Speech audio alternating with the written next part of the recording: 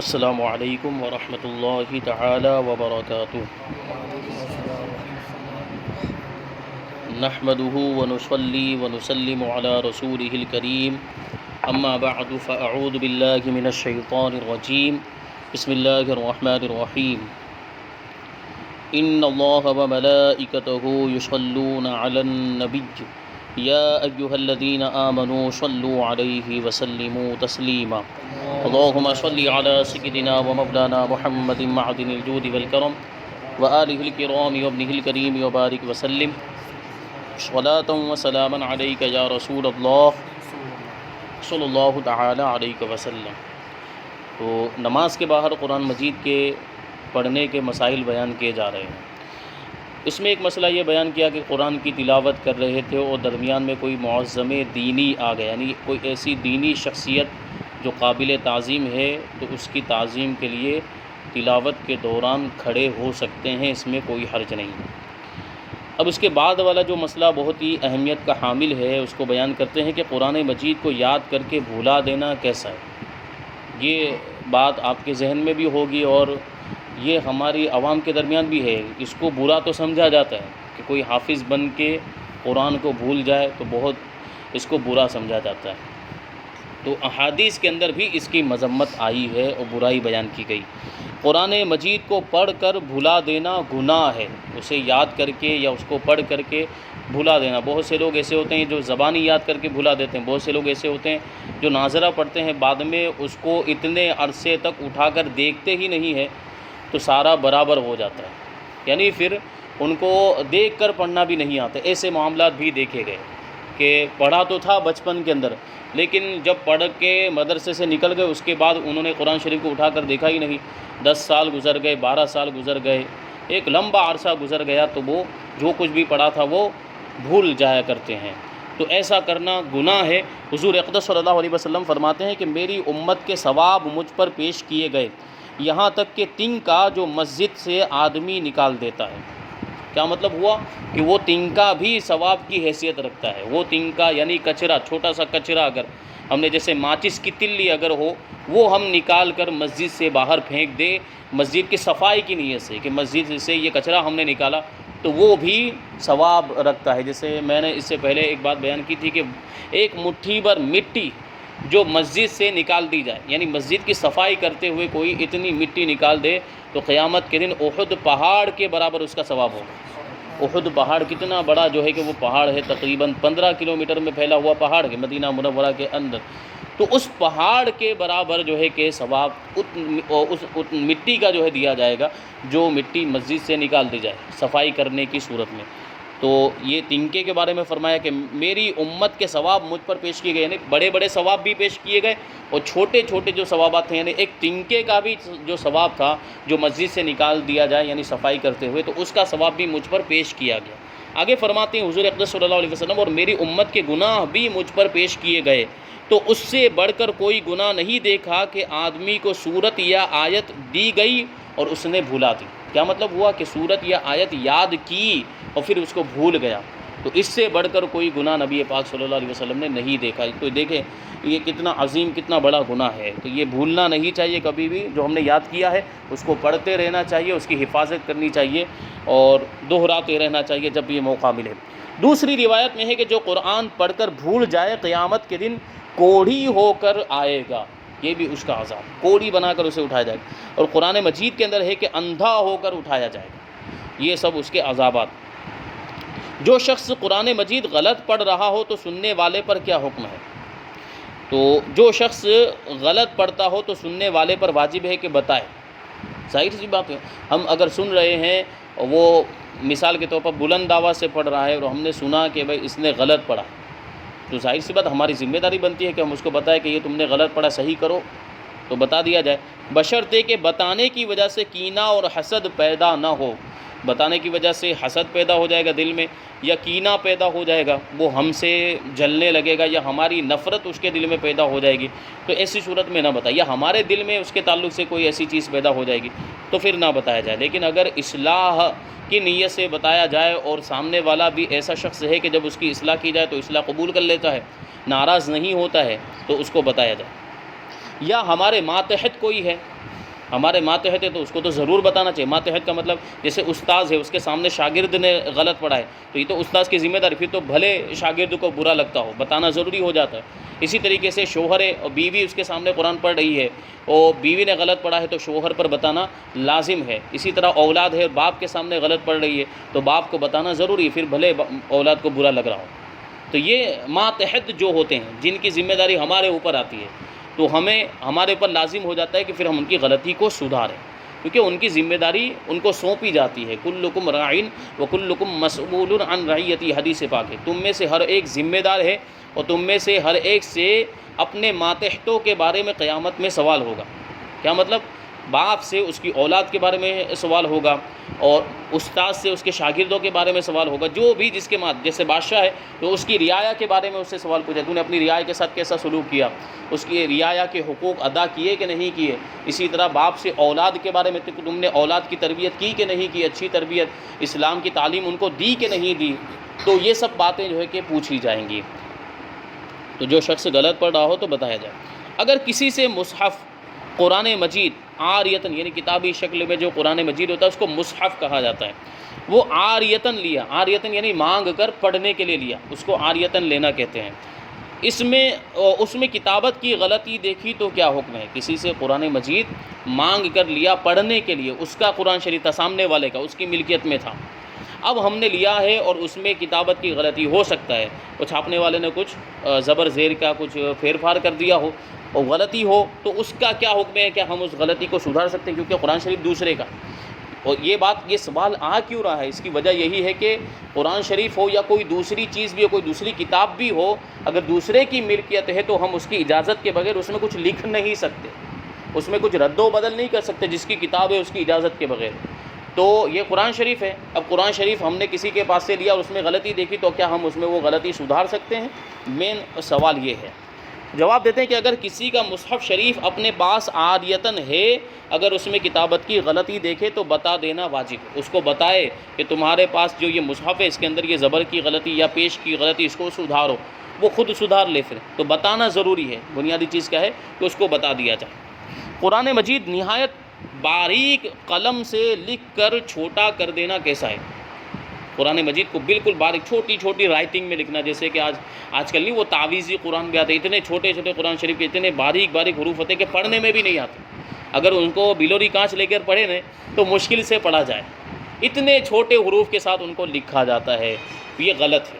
اس کو بیان کرتے ہیں کہ قرآن مجید نہایت باریک قلم سے لکھ کر چھوٹا کر دینا، جیسا کہ آج کل تعویذی قرآن مجید چھپے ہوتے ہیں، یہ مکروہ ہے کہ اس میں تحقیر کی صورت پائی جاتی ہے۔ قرآن کو چھوٹا کرنا گویا کہ ہم نے اس کو جو ہے کہ اس کی اہمیت کو نہیں سمجھا، اس کو اور بڑھا کرنا چاہیے، اس کو بڑھانا چاہیے، اس کو جو ہے کہ اس کی جو تحریر ہے اس کو اور تو اس کی عظمت اور اس کی شان ظاہر ہونی چاہیے، جبکہ چھوٹا کر دیں گے تو پڑھنے میں بھی نہیں آئے گا، دشواری ہوگی، پھر جو ہے کہ اس کی عظمت وہ نہیں رہے گی جو قرآن مجید کی، تو ایک تحقیر کی ایک قسم کی صورت پائی جاتی ہے۔ اس لیے قرآن مجید بلند آواز سے پڑھنا افضل ہے یا آہستہ آواز سے؟ تو فرماتے ہیں کہ قرآن مجید بلند آواز سے پڑھنا افضل ہے، جبکہ کسی نمازی یا مریض یا سوتے کو ایذا نہ پہنچے۔ کیا مطلب ہوا کہ اکیلے میں پڑھ رہے ہیں، تنہا پڑھ رہے ہیں، وہاں کوئی دوسرا نہیں ہے تو بلند آواز سے پڑھنا چاہیے، یہ بہتر ہے۔ لیکن اگر وہاں کوئی نماز پڑھ رہا ہے تو ہم بلند آواز سے پڑھیں گے تو اس کو ڈسٹرب ہوگا، یا وہاں پر کوئی بیمار ہے کہ ہمارے بلند آواز سے پڑھنے کی وجہ سے اس کو تکلیف ہوگی، یا وہاں کوئی سو رہا ہے کہ اس کی نیند میں خلل واقع ہوگا، تو ایسی صورت میں بلند آواز سے نہیں پڑھنا چاہیے۔ اب آگے کچھ مسائل اور ہیں، دیکھیں کہ گرمیوں میں بہار شریعت کے اندر لکھا ہوا ہے، گرمیوں میں صبح کو قرآن مجید ختم کرنا بہتر ہے، اور جاڑوں میں یعنی ٹھنڈی کے موسم میں اول شب کو یعنی رات کے ابتدائی حصے میں قرآن مجید ختم کرنا بہتر، یہ بہتر طریقہ بتایا گیا ہے۔ آپ اپنے ٹائم کے حساب سے اگر کوئی مجبوری ہے، جیسے صبح کو ختم کرنے کے بارے میں کہا گیا ہے، لیکن اگر کوئی شخص ایسا ہے وہ جو کاروبار کے سلسلے میں اسے صبح نکلنا پڑتا ہے گھر سے، وہ تلاوت کا موقع ہی نہیں ملتا ہے، وہ قرآن مجید ختم تو ہو رہا ہے لیکن وہ صبح کے وقت نہیں کر سکتا ہے گرمیوں کے موسم میں، اور جاڑوں یعنی ٹھنڈیوں کے موسم میں رات کے شروع حصے میں ختم کرنے کے بارے میں کہا، تو یہ بہتر بتایا گیا۔ بہتر یہ ہے کہ اس کی ایک فضیلت آئی ہے، اس کی وجہ سے بتایا گیا کہ گرمیوں میں اگر ہم قرآن شریف ایک طرف سے پڑھ رہے ہوں تو جب اس کے ختم ہونے کا وقت آئے تو صبح کے وقت ختم کیا جائے، اور جاڑوں کے موسم میں یعنی ٹھنڈی، وہ جاڑا گجراتی والا جاڑا نہیں ہے، یہ جاڑا اردو والا جاڑا، جاڑے کا موسم، ٹھیک ہے، یعنی ٹھنڈی کا موسم، تو ٹھنڈی کے موسم میں اگر ہم قرآن شریف ختم کر رہے ہوں، جب اس کے ختم کا وقت آئے تو کب کرنا چاہیے؟ رات کے ابتدائی حصے میں، رات کے شروعاتی حصے میں. کہ حدیث شریف میں ہے کہ جس نے شروع دن میں قرآن مجید ختم کیا تو شام تک فرشتے اس کے لیے استغفار کرتے ہیں، دعائیں مغفرت کرتے ہیں، مغفرت کی دعا کرتے ہیں. اور جس نے ابتدائے شب میں قرآن مجید ختم کیا، یعنی رات کے ابتدائی حصے میں، شروع والے حصے میں قرآن مجید ختم کیا تو صبح تک فرشتے اس کے لیے استغفار کرتے ہیں. یہ حدیث شریف ہے. اس حدیث شریف کو دارمی نے سعد بن وقاص رضی اللہ تعالیٰ عنہ سے روایت کیا. تو گرمیوں میں چونکہ دن بڑا ہوتا ہے تو صبح کے ختم کرنے میں استغفار ملائکہ زیادہ ہوگی، اور جاڑوں کی راتیں بڑی ہوتی ہیں تو شروع رات میں ختم کرنے سے استغفار زیادہ ہوگی. یہ حکمت ہے. دیکھیے حدیث شریف کے اندر بھی بتایا گیا. تو اب یہ کیوں خاص کیا گیا کہ گرمی میں صبح میں ختم کیا جائے؟ تو دن بڑا ہوتا ہے، تو گرمی میں صبح میں ہم نے قرآن مجید ختم کر لیا تو پورا دن، مثال کے طور پر 14 گھنٹے کا دن ہے تو 14 گھنٹے تک فرشتے ہمارے لیے استغفار کرتے رہیں گے. اور ٹھنڈیوں کے موسم میں رات لمبی ہو جاتی ہے، تو رات اگر 14 گھنٹے کی یا 15 گھنٹے کی ہو گئی مثال کے طور پر، تو ہم رات کے شروع حصے میں قرآن مجید ختم کر لیں گے تو 14 گھنٹے تک ہمارے لیے فرشتے استغفار کرتے رہیں. ایک ایسی عظیم بات ہے کہ فرشتے جو ہے اللہ تبارک و تعالیٰ کی نوری مخلوق ہیں اور ہمیشہ اللہ تبارک و تعالیٰ کی اطاعت میں لگے رہتے ہیں، کبھی بھی نافرمانی والا کام نہیں کرتے.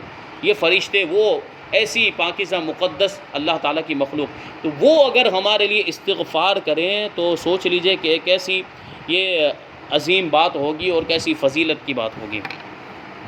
ایک اور اہم مسئلہ بیان کرتے ہیں کہ 3 دن سے کم میں قرآن مجید ختم کرنا خلاف اولا ہے، یعنی بہتر نہیں ہے. 3 دن سے کم میں قرآن مجید ختم نہیں کرنا چاہیے، کیونکہ اس میں کیا 3 دن سے کم میں قرآن مجید ختم کرنے میں بہت اسپیڈ میں پڑھنا پڑے گا اور اس کی وجہ سے وہ حروف وغیرہ تلفظ کے معاملات ہو سکتے ہیں. اس لیے حکم یہ ہے کہ 3 دن سے زیادہ، اور پھر یہ کہ مشقت بھی ہو سکتی ہے کہ 3 دن کے اس سے کم میں ختم کریں گے تو بہت زیادہ پڑھنا پڑے گا. پھر جو دوسری مصروفیات ہے، اپنے کام کاج ہے، وہ سب بھی چھوڑ کر قرآن مجید پڑھنے کے لیے بیٹھ جانا پڑے گا. ہاں اگر پڑھنا چاہیں تو 8 گھنٹے میں بھی ختم ہو سکتا ہے. جو حفاظ کرام ہوتے ہیں ایک مسلسل اگر پڑھیں تو تقریباً 8 گھنٹے کے اندر ایک قرآن مجید ختم ہو جائے گا. لیکن صحیح طور پر پڑھنا بھی ضروری ہے، اس طریقے سے صحیح تلفظ صحیح مخارج کے ساتھ. تو 3 دن سے کم میں ختم کرنا بہتر نہیں ہے. اگر ختم کر دیں تو کوئی گناہ بھی نہیں ہے. جیسے شبینہ میں 2 دن کے اندر ختم کر دیا، 2 راتوں میں ختم کیا جاتا ہے تو اس کی ایک اعتبار سے اجازت نکلتی ہے. لیکن آج کل جو شبینہ ہوتا ہے کہ وہ کھانے پینے ناشتے وغیرہ کے لیے شریک ہوتے ہیں، ورنہ تراویح جب ہو رہی ہوتی ہے جو پڑھا جا رہا ہوتا ہے تو اپنے باتوں میں گپے لڑے وہ بیٹھے ہوتے ہیں. ٹھیک ہے، وہاں کوئی جو ہے کہ دلچسپی کے ساتھ جاتا ہی نہیں ہے. شبینہ کا مطلب یہ اس زمانے میں جس طریقے سے رواج ہو گیا ہے وہ نہیں ہونا چاہیے، وہ غلط ہو گیا.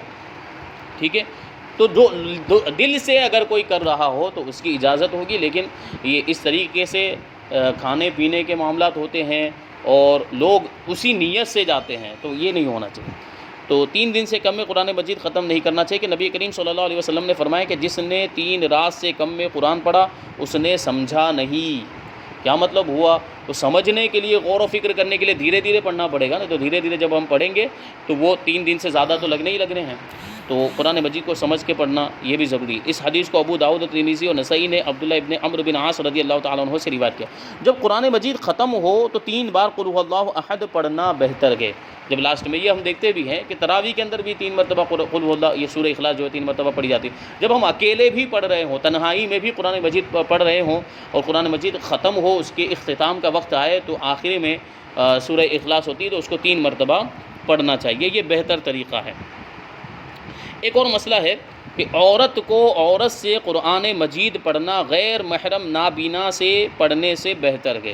عورت یعنی مشتہات عورت، قابل شہرت بالغہ عورت جو ہوتی ہے، اس عورت کے لیے یہ مسئلہ بیان کیا جا رہا ہے کہ وہ عورت ہی سے قرآن مجید کی تعلیم حاصل کرے، کیونکہ مرد سے تعلیم حاصل کرنے میں فتنے کا اندیشہ ہے اور وہ مرد اگر نابینا ہے تو بھی اس سے تعلیم حاصل نہ کرے. ہاں جو چھوٹی بچیاں ہوتی ہیں، جو بالغ نہیں ہوتی ہیں، جو قابل شہوت نہیں، مشتہات نہیں ہوتی ہیں، وہ جو ہے کہ کسی استاذ سے، کسی مرد سے تعلیم حاصل کر سکتی ہے جو اس کے لیے غیر محرم. جیسے ہمارے یہاں مدارس کے اندر چھوٹی چھوٹی بچیاں تعلیم حاصل کرنے کے لیے تو اس کی اجازت ہے. لیکن جو مشتہات لڑکیاں ہو جاتی ہیں جن کے مدرسے میں جانے سے یا کسی مرد غیر محرم استاذ کے سامنے جانے سے فتنے کا اندیشہ ہو تو وہاں نہیں بھیجنا چاہیے. پھر کسی عورت کے پاس ان کو پڑھنے کے لیے بھیجنا چاہیے جو صحیح طور پر پڑھا سکتی ہوں. جیسے کوئی معلمہ ہے، کوئی عالمہ ہے اور وہ صحیح طور پر قرآن شریف پڑھا سکتی ہوں تو ان کے یہ خالوں کے پاس، پھوپھیوں کے پاس، اماؤں کے پاس نہیں بھیجنا چاہیے. ٹھیک ہے، کہ وہ الٹا سیدھا کچھ بھی پڑھاتی ہیں، اور ان کے یہاں آپ دیکھیں تو مہینے مہینے قرآن ختم ہو رہے ہیں، تو کیا پڑھایا جا رہا ہے؟ کچھ سمجھ میں آ رہا ہے؟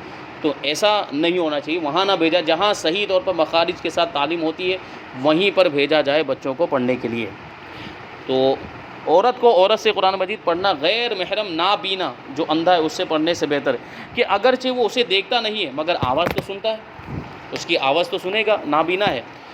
اور عورت کی آواز بھی عورت ہے، کیا مطلب ہوا؟ کہ عورت جس طریقے سے چھپانے کی چیز ہے اس کی آواز بھی چھپانے کی چیز ہے، یعنی غیر محرم کو بلا ضرورت سنانے کی اجازت نہیں ہے۔ عورت کو اپنی آواز بھی غیر محرم کے سامنے ظاہر کرنے کی ضرورت نہیں ہے، نہیں کرنی چاہیے، اس کی اجازت نہیں ہے، کیوں؟ اس کی وجہ سے بھی فتنہ ہوگا، کہ اور آواز میں لچک ہوگی، آواز کی وجہ سے جو ہے کہ وہ متوجہ ہوگا، پھر آگے کے معاملات ہوں گے، فتنے میں مبتلا ہوں گے، تو یہ گناہوں کا سلسلہ یہیں سے شروع ہوتا ہے۔ تو اسلام نے گناہوں کے اسباب پر بھی پابندی لگائی ہے، جو چیزیں گناہوں کا سبب بنتی ہیں، گناہوں کی طرف لے جانے والی جو چیزیں ان کے اوپر بھی اسلام نے روک لگائی، جو دوائی ہوتے ہیں ان کے اوپر بھی روک لگائی، تو یہ چیز گناہ کی طرف لے جائے گی، اس لیے اس سے منع فرمایا گیا ہے، تو یہ بات بھی ذہن میں رہنی چاہیے۔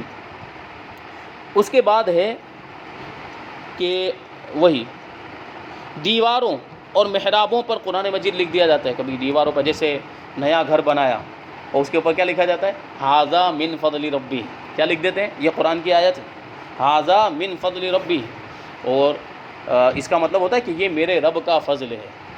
اور اس میں یہاں ایک جو ہے کہ دلچسپ بات یاد آ رہی ہے کہ وہ بہت سے لوگ ایسے بھی ملیں گے آپ کو جنہوں نے بڑی عمارت بنائی ہے اور کام ان کا 2 نمبر کا ہے، دھندا ان کا 2 نمبر کا، شراب بیچ کے کمایا ہے، یا جو ہے کہ جوا کھیل کے کمایا، اور اسی سے گھر بنایا، اور گھر بنانے کے بعد کیا لکھ رہے ہیں؟ ھذا من فضل ربی، اللہ کی نافرمانی کر کے گھر بنایا، کیا لکھ رہے ہیں؟ کہ یہ میرے رب کا فضل ہے۔ یہ کتنی جرأت والی بات ہے، کتنی بڑی جسارت والی بات ہے، ان کو غور و فکر کرنا چاہیے۔ بہرحال سوال یہاں پر یہ ہے کہ دیواروں پر قرآن کی آیتیں لکھنا یا محراب کے اوپر قرآن کی آیتیں لکھنا، یہ جو لکھا جاتا ہے یہ اچھا نہیں ہے، کیونکہ اس میں بے ادبی کا اندیشہ ہے۔ دیوار کے اوپر قرآن شریف لکھا، وہاں بے ادبی ہو سکتی ہے، یا پرندے آ کر بیٹھ جاتے ہیں تو پرندے بیٹ کریں گے تو وہ آیت کے اوپر گرے گا، یا کوئی گندگی اس کے اوپر گرے گی، جیسے ہمارے وہاں لکھ دیا جاتا ہے، اور عام طور پر 2 منزلوں کے بیچ میں وہ ھذا من فضل ربی لکھا جاتا ہے، اس کے اوپر جو ہے وہ گیلری ہوتی ہے باہر نکلنے کے لیے، اب اس میں سے کچرا پھینک رہے ہیں، اس میں سے کھانے پینے کا سامان، تو وہ آیت جہاں لکھی ہوئی ہے وہاں پر گرتا ہے، یہ بے ادبی ہوتی ہے، تو اس وجہ سے نہیں۔ پھر دوسری بات یہ بھی ہے کہ آپ نے یہ دیکھا ہوگا بہت سے تعویذات دیے جاتے ہیں پانی میں ڈال کر پینے کے، پانی میں اس کو گھول کر پیا جائے، تو یہ بھی اس کی ایک عظیم برکت ہے کہ اس کی جو تاثیر ہوتی ہے وہ پانی میں آ جاتی ہے۔ کیا کہا جاتا ہے؟ یہ تعویذ لے جائیے، اس کو رات میں پانی میں رکھ دینا اور صبح میں اس پانی کو پی لینا، تو یہ بھی ایک عظمت ہے۔